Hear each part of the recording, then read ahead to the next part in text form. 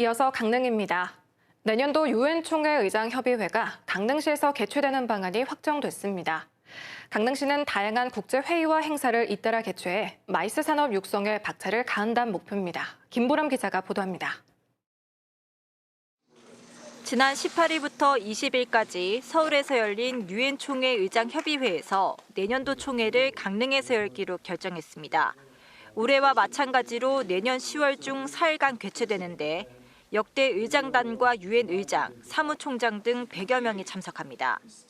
협의회는 국제사회 협력과 글로벌 현안 등에 대해 논의하고 강릉 선언문 채택과 발표 등을 진행할 예정입니다.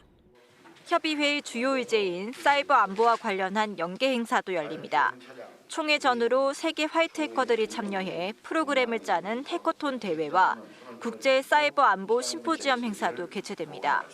국비급 인사 방문으로 강릉시의 글로벌 인지도 향상은 물론 UNCPGA 회원국들과 활발한 국제 교류 협력의 기회가 확보될 것입니다. 특히 사이버 안보 관련 행사는 내년부터 2028년까지 5년 연속 개최하는 방안이 협의 중입니다.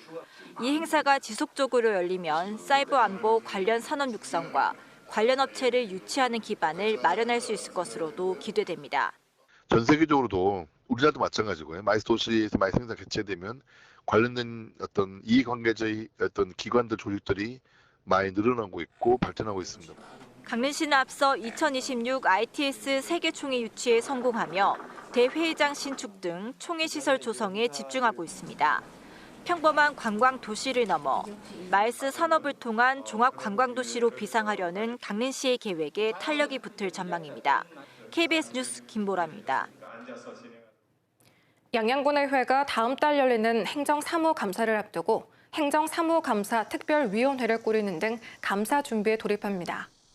양양군의회는 오는 26일 임시회를 열어 행감 특위를 구성하고 감사 자료 제출과 관계인 출석 요구권 등을 확정해 양양군에 전달할 계획입니다. 양양군의회 행정사무감사는 다음 달 22일부터 29일까지 진행되며 플라이강원 지원 적절성과 어촌 뉴딜 사업 부정수급 의혹 등에 대한 감사가 이뤄질 예정입니다. 동해시가 2018년 이후 5년 만에 동해시정과 관광, 미래 비전을 알리는 새로운 홍보 영상물을 제작합니다. 영상물은 동해시 시정과 비전을 담은 동해 비전과 동해시 5대 권역별 관광지를 홍보하는 관광 비전, 동해시의 성장 가능성을 담은 미래 비전 등 모두 3종 9편으로 제작됩니다. 동해시는 해당 영상을 한국어뿐만 아니라 영어와 일본어, 중국어, 러시아어로도 제작해 이르면 올해 말부터 TV와 SNS 등을 통해 송출할 계획입니다.